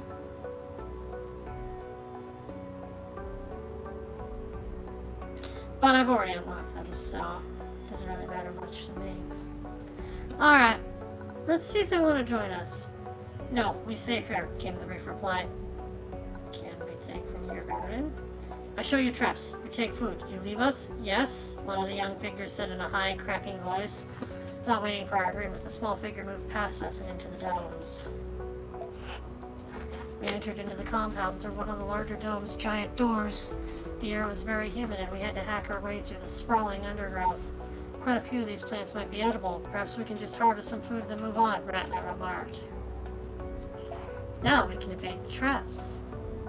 Yay! We got 29 fruits, 13 veggies, herbs and spices, 12, and 13 tea leaves.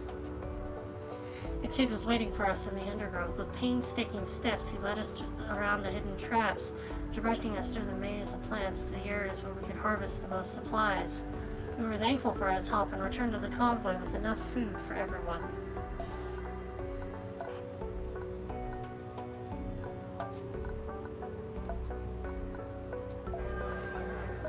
And the tea will heal me.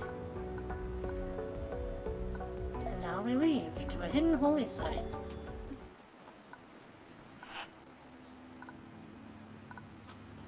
A large swarm of small yet ferocious black flies had discovered us as their favorite dish. They hung around the camp like lazy black clouds and started to bite anyone who sat still for even a moment.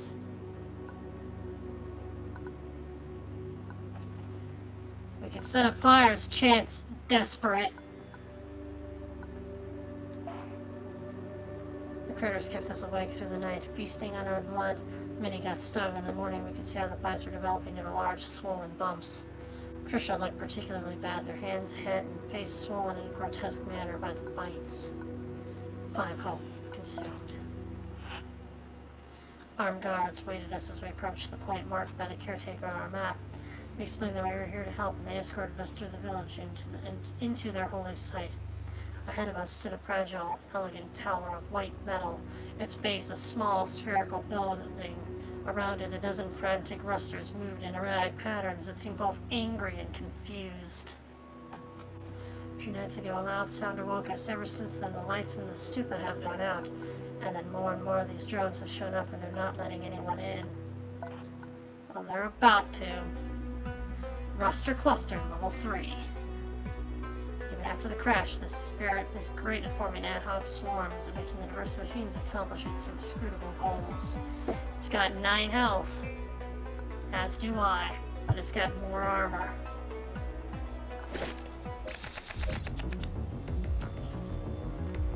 Okay.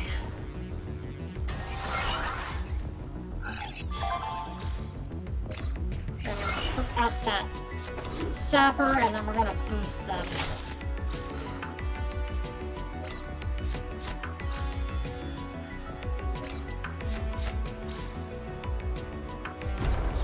My cover!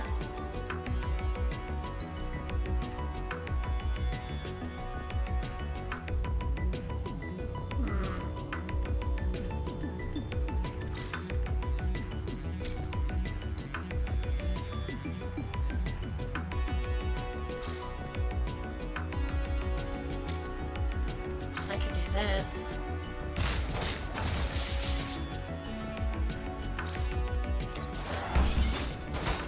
Thanks for the armor.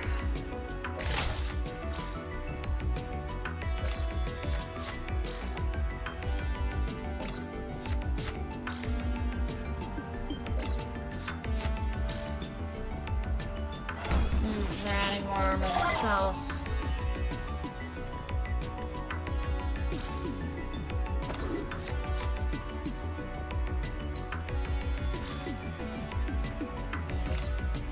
Crash jacker out.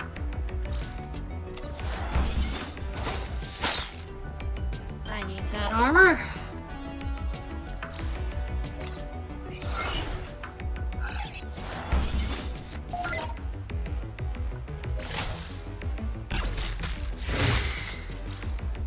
Unfortunately, I lost that worker.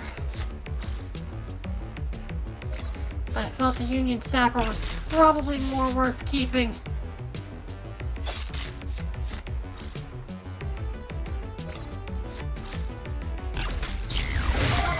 No, I lost them.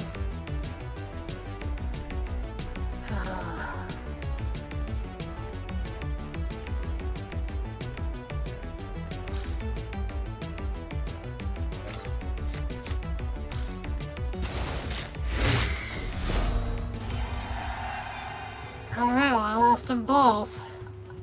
And I gained 2 health. Valuable metals and batteries. Not bad. Broken casings of the rusters lay along the path into the tower. Inside the building, I was hung with colorful ribbons and withered flowers. Screens and various machines were stacked along the walls and in a ring in the center of the room. It all looked very similar to the caretaker's radio, but all the lights were dead. I touched one of the black screens and felt the machinery. I could sense the reason for its silence. Something had overloaded it. This was something I could solve. With the right energy in the right place, the tower could be jolted back alive. Well, this killed me. I have 9 health. Activate the tower cost 9 health.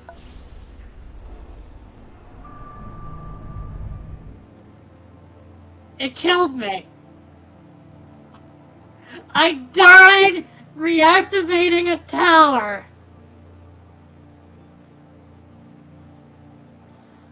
Wow.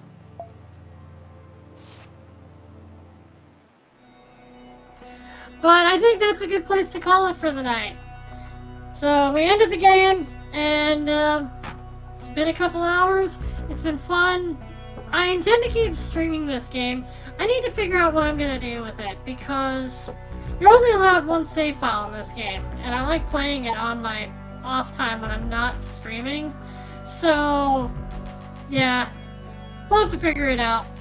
But anyway, thanks for joining. I had fun. Hope you did too. And I will see you all next time. Have a nice night, all. Bye.